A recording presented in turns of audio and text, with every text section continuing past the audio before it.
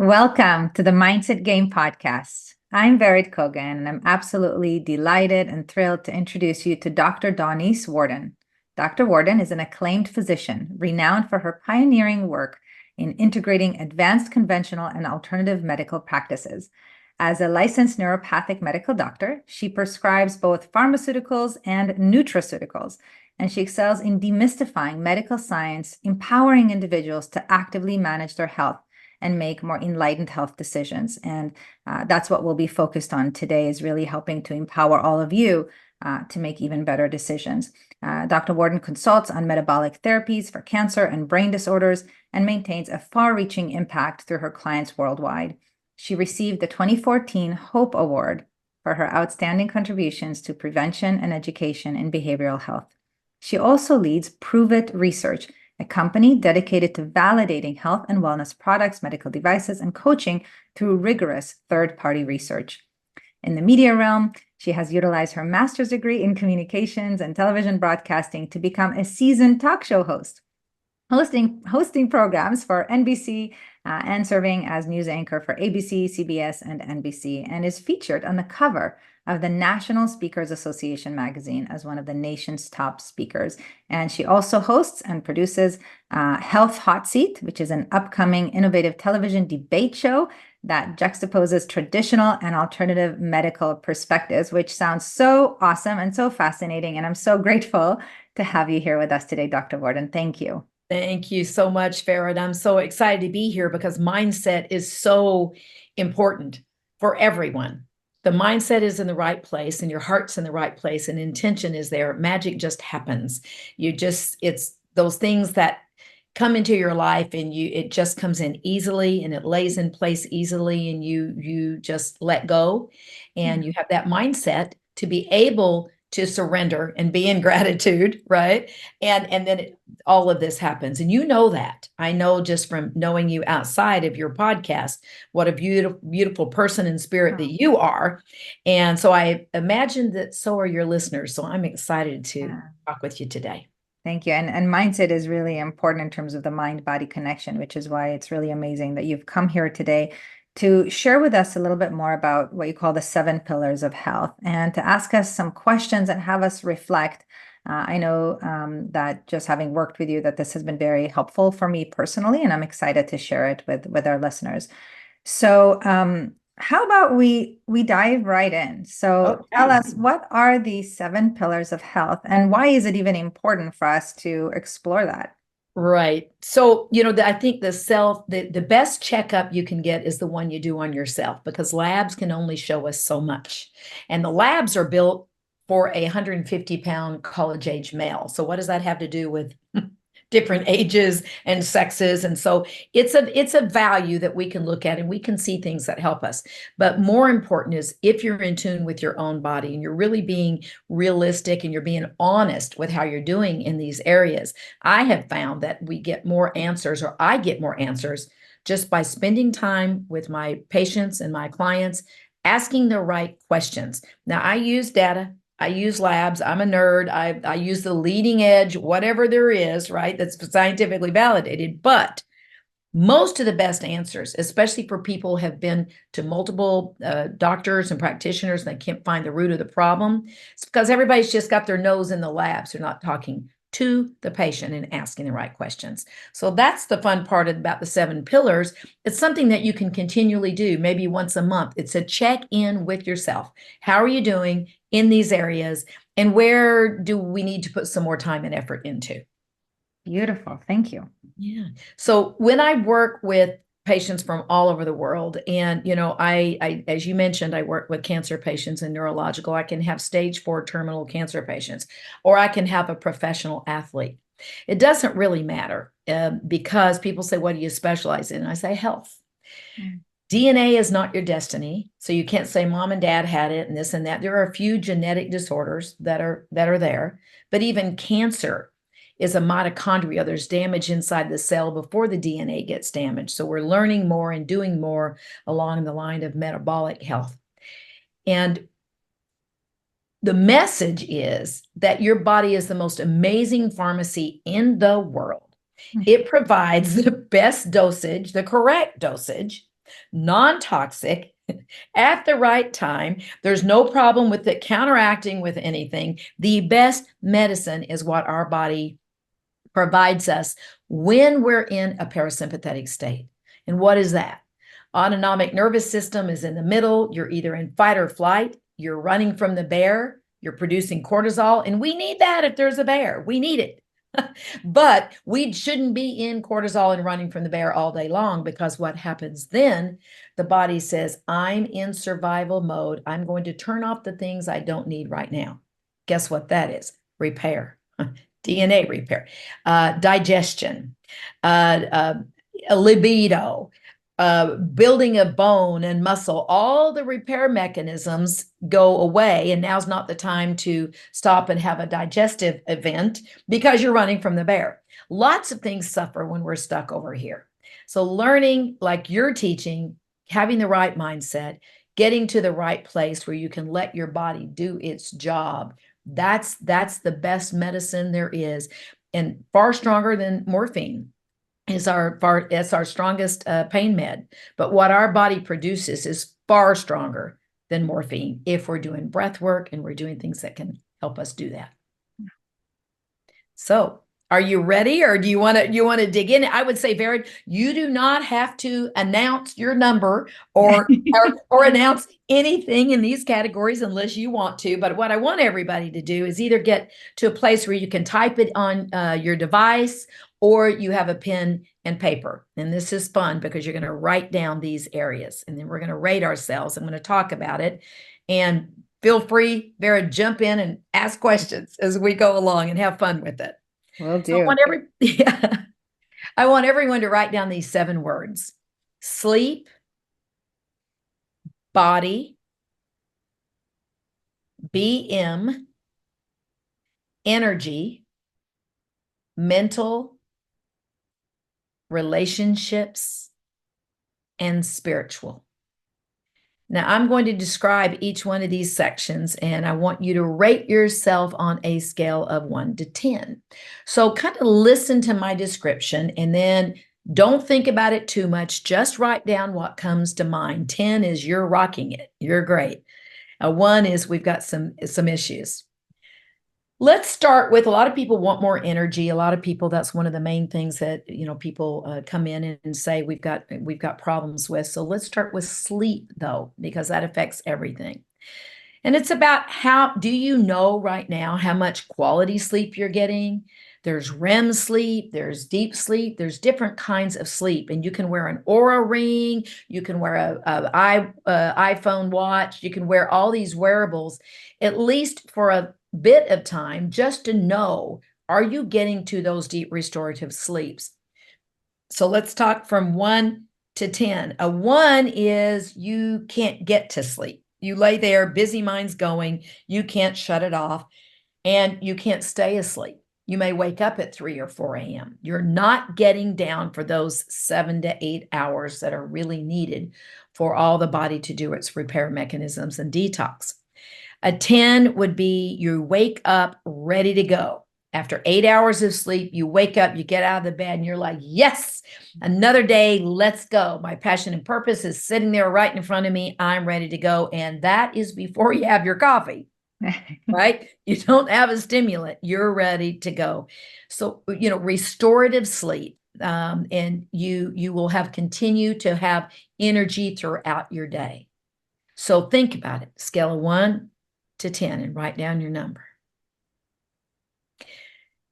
Let's talk about the body. This is beyond your weight and your physique, all that. It's not a stat. It's not your BMI. It's not what the scale says. It's really about, are you happy with it? And does it feel strong?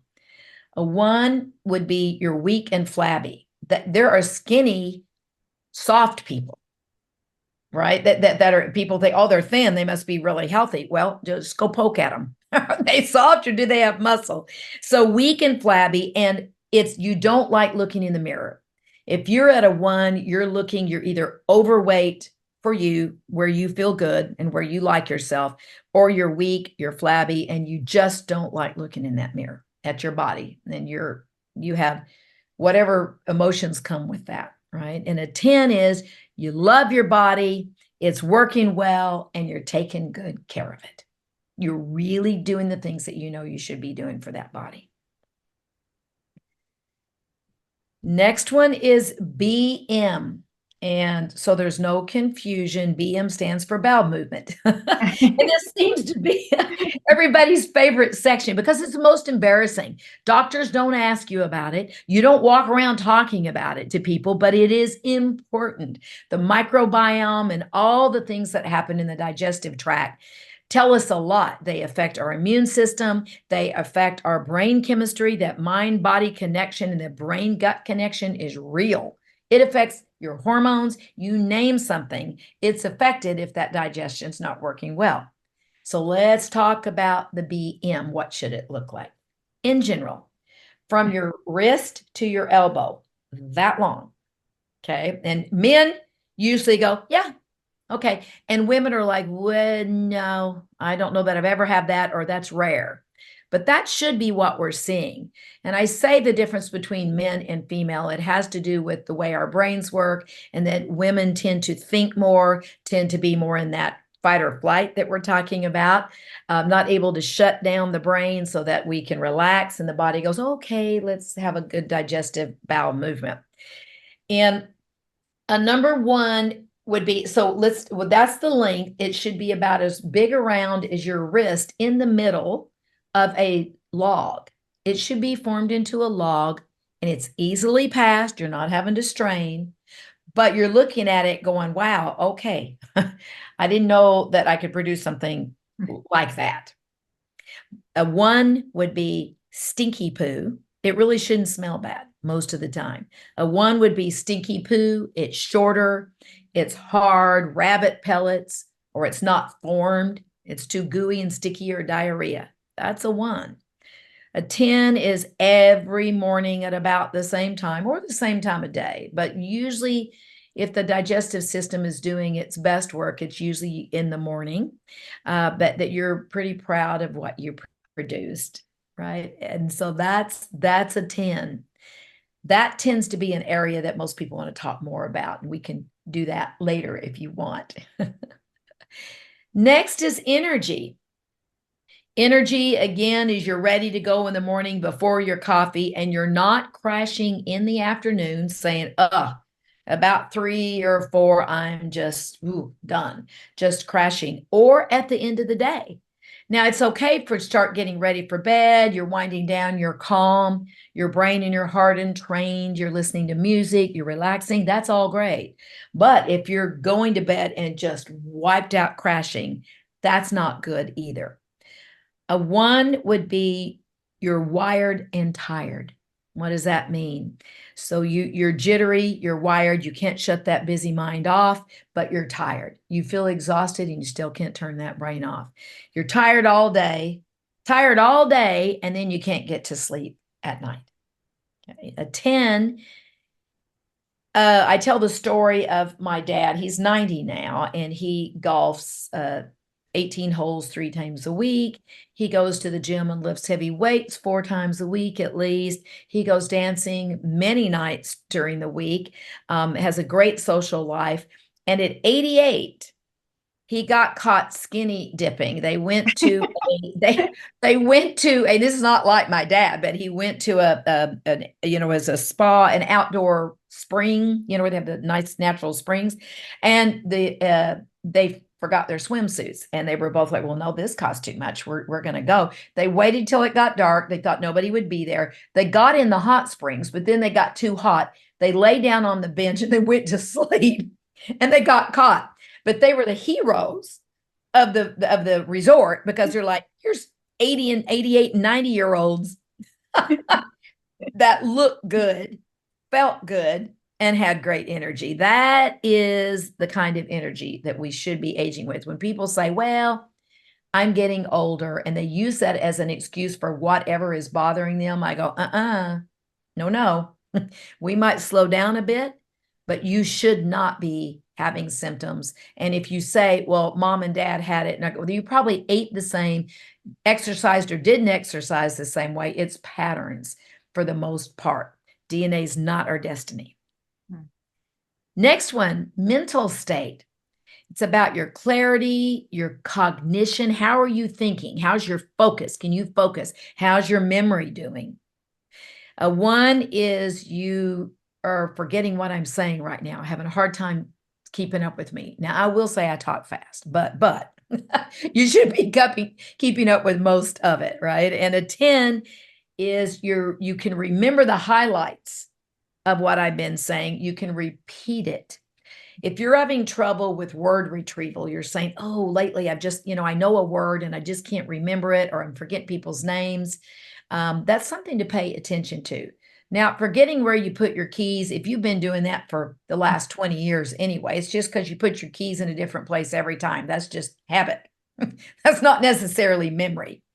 But being honest with yourself, can you focus? Are you clear? Can you be creative? Is your brain wiring and firing? So rate yourself 1 to 10. Last two, relationships. Do you have a strong support system? If you a 1 would be no family, no friends, no colleagues at work or at church or wherever your social group is, and no intimacy with your partner. Now, there are different reasons why sexual practices can't be done for many different reasons, but intimacy should always be there. And if you are with someone, making time for that intimacy is very, very important. And a 10 is you have a great tribe around you and you're having great sex in one way or another, whether it's with the partner or not.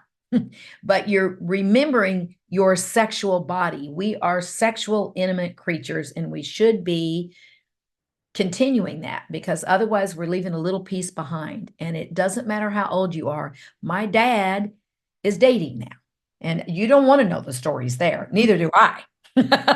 But we should be intimate and be creative in that sense. So relationships, if you look at Vera, the blue zones, what do they have in common? The blue zones are where people really live a lot longer than everywhere else. They have a few things in common. They have a few things like they're more active, they walk, they move, they're not sitting all day. But what they really, really have in common is that they have great community around them. They're in Italy, or they're in California with the Seventh-day Adventists. They have strong communities around them. So this relationship piece is very important when we're talking about longevity and enjoying our lives. And the last one is spiritual health. I'm not talking about religion. I asked this on my intake, Vered, and that was even for more than 20 years. And people weren't asking, doctors still don't ask about it, but it's a very, very important piece, because if people feel alone and isolated, they're not connected to anything outside of themselves. I can be the best diagnostician. I can find all the problems on the mechanical end, hormones, all that, easy peasy, got all that. But if they feel isolated and alone and they don't have a connection and a community, difficult to get them where they're feeling really, really good. So spiritual health, and I'm talking about feeling connected, and you have a deep sense of gratitude and serenity. You have a practice, breath work, prayer, meditation, whatever it is that you can feel connected to something far greater than yourself, and know that it's all okay. You have the ability to feel a sense of peace no matter what challenges are going on around you. You could have chaos around you, but you say, give me a minute.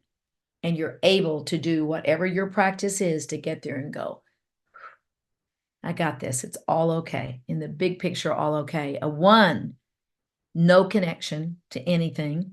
You feel alone. And sometimes you wonder if it's all worth it.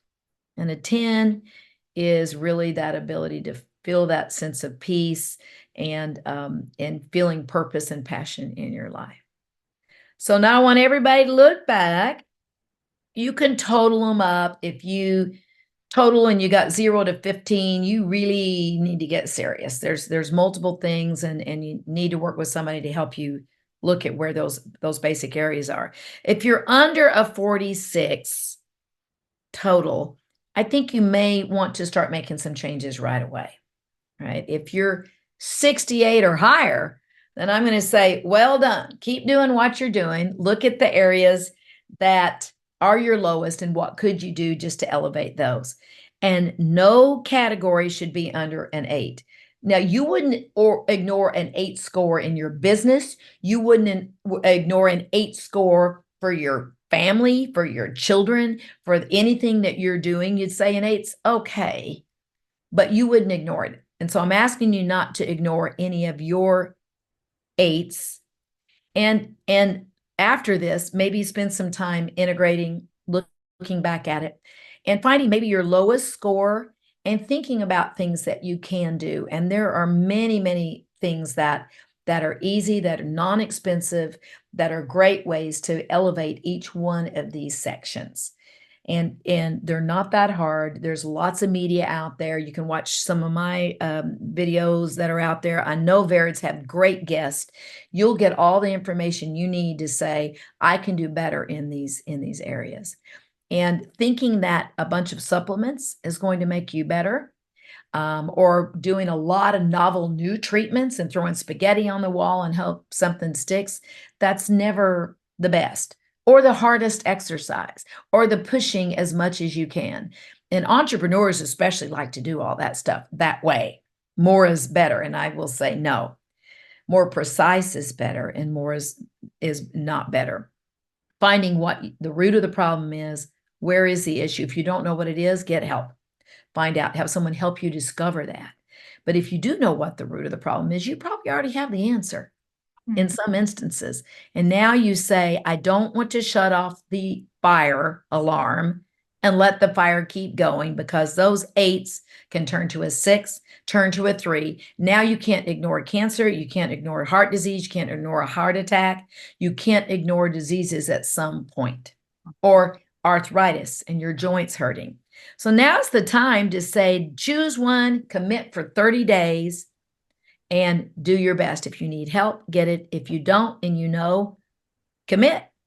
Yeah. Do it. I so appreciate this because, again, just the self-awareness, the pausing in the midst of our busy life to be like, how is my bowel movement? How is my sleep? Like who thinks about their Right. bowel movement, right?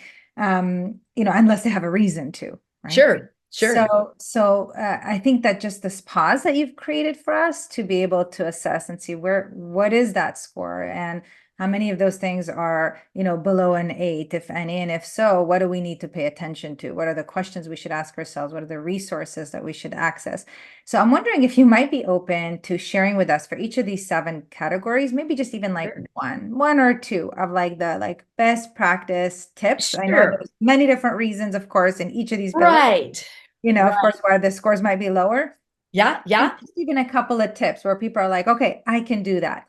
That's right. I'll give the easy ones. And if these don't Yeah. work, then you need to keep digging, right? So let's start with sleep.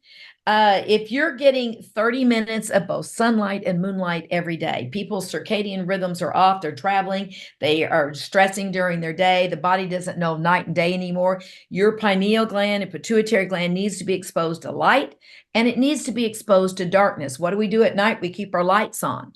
And the pituitary doesn't get signaled to produce melatonin, which helps us relax and go to sleep. Moonlight, very important, because guess what? It makes the gravitational pull of the moon is what regulates the ocean tides. It's that powerful. This is physics. This is not woo. It's physics. What are we made out of? A lot of us, water. Our hormones are regulated by that moonlight as well. So sunlight, moonlight. Take your shoes off. Get some grounding.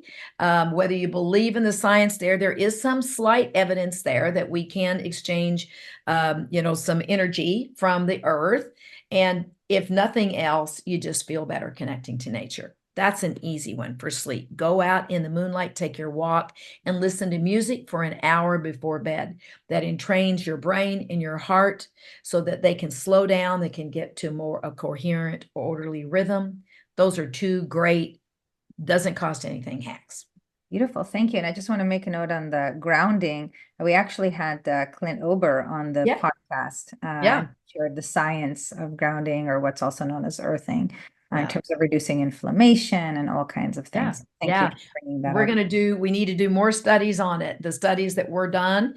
And I will just tell you, most people, you know it, you can feel it, whether we have the real hard science or not, right? But we have some data, and I'd love to promote and hope that we can get more behind it. So more people start saying, okay, it's not too woo, we need to bridge. And that's what I do, is pretty much a bridge between traditional and alternative, saying here is science and this is what it looks like. So I'm glad you had Clint on there. So give people a lot of that kind of information as well, which is good.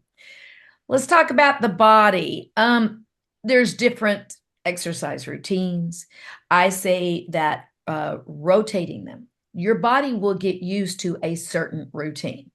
It likes it to be shaken up. We even do it with cancer. It's called press pulse. Certain things are steady, certain things we bring in and out. Same thing with exercise. We know that interval training 3 times a week for just four repetitions of save the baby for 30 seconds, whether you're on a bike or whatever you're doing, you're going all out and then you calm down for about a minute. Interval training has a lot of science behind it, and I think that's great. We should all be trying to do that a few times, maybe 3 times a week, and then walk on the other days, but change it up. As soon as your body gets used to something, it's going to start ignoring it. So try something new, find the one that you feel the best about. And maybe, there's stationary bikes, we've got hormones to look at, there's all kinds of things, hiring a personal trainer, but to not have to use more money, right? What are the things that we don't have to do different times of day? In fact, a study just came out last week telling us that, at least by this one study, I've got to dig into it, see if I agree with how they did it, but it looks like longevity genes, the longevity pieces of us may be activated better if we exercise at night instead of in the morning. So we're learning more even about the times of day, right? So let's think about that one. And drink more water. Drink more water. Everybody needs to drink more water in general. Bowel movement. Eating more fiber every day, getting a little ottoman that you put your feet on so that your structure is right when you're there, so that the bowel movement can actually form and come down that canal the way it's supposed to. Those are easy. You can get them on Amazon. I think one of them's called Hello Tushy stool. But eating fermented food, sauerkraut, yogurt, kimchi, all those things, drinking more water again. But if you've got real issues, you probably need a good stool analysis, need to be looking for food sensitivities, what foods you're putting in your body that could be causing inflammation. And that's a blood draw, and they do have a finger prick one. But those are great ones to be able to figure out, because remember, that's an important section. And if it's not good, and you're trying the basics, that one you do need to get a specialist to help you on that. Energy. I like the book Breathe by my friend James Nestor, and James, and right, as breathing and trying a daily breathing routine. Doesn't cost anything. There's box breathing, there's different types, and again, I like trying different things, but it oxygenates us, it gets us into that state that I'm talking about, where the body can do the repair. Right. And so we want energy. We've got to take care of the body. We've got to sleep better at night. We got to calm down at night, and we got to have great energy during the day. I like breathing. What about your diet? Everybody's different. Is it paleo? Is it keto? There's different times to do different ones of those. In general, the Mediterranean diet has more studies behind it than any of the others, just if we want to just look at the science. Keto does when we're talking about neurological disease and cancer. So we utilize ketogenic diet for that, but you got to do it right. If you just think you're stopping your carbs and you're not doing it right with enough fats, then you're just decreasing minerals and it's not healthy. You have to do these kinds of diets, right? But changing and trying different diets, that's a great thing to do. In yoga, eat 6 servings of vegetables a day, servings the size of your fist, not fruit. You can get everything from vegetables that you get from fruit without the sugar. You can have some berries, you can have some things in season, but it's about 6 servings of this a day. That can make big differences. Mental, daily meditation, active breathing, walking, guided, whatever you need to do. You could get neurotransmitters, this and that tested, but you'll know, do you just need to get out in nature? Nature Cure is amazing. Just walking in nature and relaxing that brain, that can help a lot of things. If you've got more troubles beyond that, there's some great new testing for us to dig deeper. And let's look. Relationships. If you make a list of people in your life that you can really count on. And if there's less than two, you need to ask yourself, why? Is it you? Right? Because people aren't perfect, but we need to be able to create a tribe. And do you have one person at least that you can really, that maybe you need to reconnect with? That would be a good one, and let them know how important they are to you. When's the last time that you've really reached out to somebody that you love, or you need to repair and really try to make that make amends to that? And maybe you schedule 1 day a week for intimacy. And again, if you have a partner, whatever intimacy means to you in that partnership, or maybe if it's just you, intimate with yourself, and schedule it, because we get busy and we forgot. And I have so many people that come in and they're couples and they need to reignite that flame, and they go, well, we really are kind of still attracted to each other. We still like each other, but it's been so long. We just kind of forgot about it. I said, well, okay, halt, stop, date night, restart that flame. It's very important. And then spiritual, find a transformational leader, speaker, mentor. I'm not talking about gurus. You don't have to go that route. Find somebody that has a message that resonates with you, that inspires you, and you can start trying to work on that. And there are so many powerful books on spirituality and inspiration. I like Dr. Joe Dispenza's book, Breaking the Habit of Being Yourself. It's not as spiritual as some of the others, but it's a really good one to do, to read and understand yourself and start looking at that. And then I also have on my list, Vered, is to listen to a podcast. There are many great inspirational podcasts like yours at the Momentum Institute. It's mindset, it's inspirational. You get this side back to you that you have hope. So I'm curious if you'd be willing to share with us, first of all, a little bit about your journey. Like, how did you get into doing this particular work? Like, what's the passion for you in doing this? I'd always been interested in medicine. I thought I would either be a surgeon, a brain surgeon, or an ER doc, because those two things make sense to me. There's a time and a place for certain surgeries, and we need an ER. The rest of conventional medicine, we were a miserable failure with chronic degenerative diseases. It's not working. The system's completely broken, so I was never interested in that.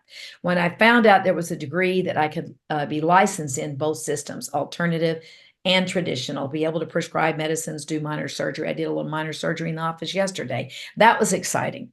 So I got into it. My son it was 4 and 5 years old and going to college. That's a whole nother story. But I'm taking him to college credits, for his classes. And I'm like, I'm at the point I want to do something different. I'd been in the news and in the media business. I had a music studio, the largest in Arizona, teaching classical violin and piano. Had many, lifetimes of experiences. But going with him, I knew I loved the education, and I thought, what's next? And it was very clear to me I needed to get into medicine, the right kind of medicine. Had an experience with my mother, my first semester in medical school. And it was a medical mistake. I was in the room because I said, can I watch? I'm in school. And they let me watch, and I watched it happen. It was a medical mistake.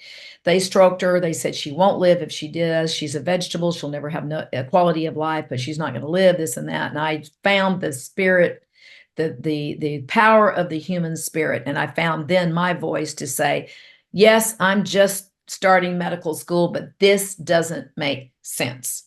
And I started battling the hospital system, started battling the doctors in the right way. Battling was the word, because they were not willing to listen or do. And I just said, no, no, or yes, yes. We had 11 more years quality of life with my mother because of it. And I got into frequency and energy medicine because it was cold lasers and frequency medicine that got her to the point where she had a quality of life after that. And she always knew us. We had mom back, but it would not have happened. We would have lost her in that moment. So it is the power of the human spirit, and knowing that medicine can only do so much. And we're grateful for the pieces that we have, but too often we turn it over to the doctors and go, help me. And my cancer patients come in and they say, if I'd known then what I know now, I would have made different choices. Because the minute you're diagnosed with cancer, you're thrown into the system in a matter of days sometimes. Radiation, surgery, chemo, some of those things may make sense. They might, but you're going in unempowered, uninformed, and feeling helpless. And that is never the best way to heal. I have a book coming out on that, how to guide patients through that, because that's what I do a lot of. Once they're first diagnosed, and even when they're at the end, what else is there and what makes sense? That's a long way to answer your question, but I've got a passion and purpose of proving the things that are real. And that's why I named the research company Prove It. Because we've got a lot of players that I will say are not in integrity. The health and the wellness industry, people say, oh, the pharmaceuticals are bad guys. No, there's pieces of pharmaceutical that really make sense and we should be grateful for. There are some bad pieces to it and some bad players. There are also bad players on the health and wellness industry because they know that's a multi-billion-dollar business too. So Prove It research was put together to be able to get affordable ways for companies that have products or services, coaches, anybody that's making a claim to say we can put real science and real data. So you can say, I can validate that I am the best at this, or I've got a product that does this and this. Too many products, Vered, they say they're scientifically researched. Well, the ingredients might be, but that doesn't, when they throw all the ingredients together, you don't know what's going to happen, and they haven't researched their product. So people think, oh, it says it's research. Oh, it's got science. You look on their websites and look for, did they do a study on their product? Most have not. And in their defense, it's been too expensive until now. So we've put together, and it's a movement because we're about cleaning up the health and wellness industry. There are great players, the ones that want to do it right. We're here to support them and do that, help them with their marketing claims, all those things so that we keep integrity, bring integrity to the health and wellness industry. So I'm excited about that. My Health Hot Seat show that you talked about at the beginning, debate format. Here's alternative, here's traditional. Let's hear both at once. We've never heard that. People hear one side or the other, and they're like, who do I trust? They're completely not saying anything that's alike. That's like a big thing because I imagine that people who have received a diagnosis, there's like almost like which path do I take? Do I go this path or that path, right? The more kind of natural, integrative, or do I go the chemo radiation? And it's not one or the other necessarily, as you said, and so just kind of big picture, what might you say to somebody who, whether it's a diagnosis or just, dealing with some issue that they're wondering that do I go the kind of natural, integrative way or the other way? I say you want to educate yourself as much as you can. You're not going to be a doctor overnight or in a matter of months, no matter how many podcasts you listen to or books you read. You can't get there. You need to find a team of professionals that you trust. And if you bend toward one way or the other, you still want to hear from both sides. It's about keeping an open mind, educate, and validate. That means who can you trust? And if we're bridging it correctly, then it should never be one or the other. We should be listening to both sides and having the opportunity to at least consider treatments on both sides if they make sense. But here's the biggest piece, Barrett, and this is interesting, is that patients ask me, once they're educated, and we've looked at, let's take a cancer patient, we look at, there's a DATAR test, it's a liquid biopsy, and we look at and say, okay, these chemotherapies or checkpoint inhibitors may kill 68 or 80% of your cancer cells. Some come in and say, I'm never doing that side. I'm only doing alternative. And I said, just hang on, let's look. Let's see. Would you be interested? Would you change your mind if there was a chemotherapy that could kill 90% of your cancer cells and we could help you not have the side effects? Then they go, oh, maybe. Right. And then there's the alternative. And then there's the traditional guys that would have never entertain any of that alternative stuff because there's no science, they don't have the research until they start having the side effects and none of the traditionals working and they're going, help me. So we want to be able to educate yourself as much as you can, put together a group of practitioners and doctors and people around you, maybe that have been through the same diagnosis, that can help you. But sometimes that can be a lot of busy noise. I tell anybody that's not helpful, tell them I'll talk to you later. I'm going to focus on my health right now. Narrow down, get trusted advisors around you.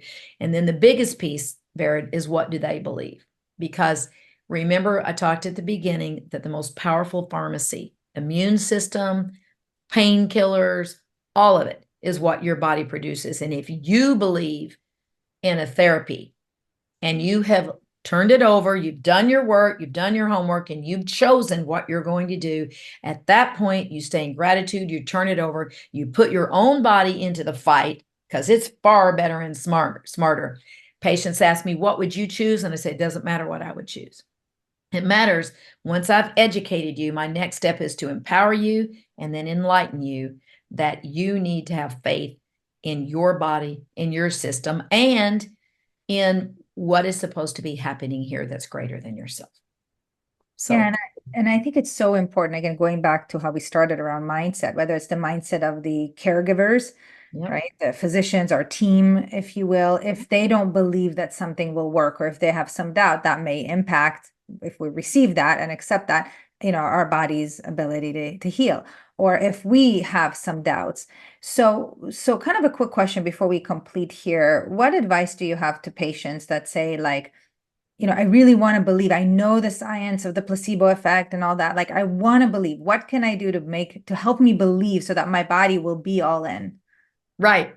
So that's back to, being able to check in with your body. What does it feel like in this moment, right here, right now? Are you in pain? Are you struggling? Do some breath work. Do something that was of interest to you, and then check back in. Am I better? Oh, I do feel better. Well, what is that?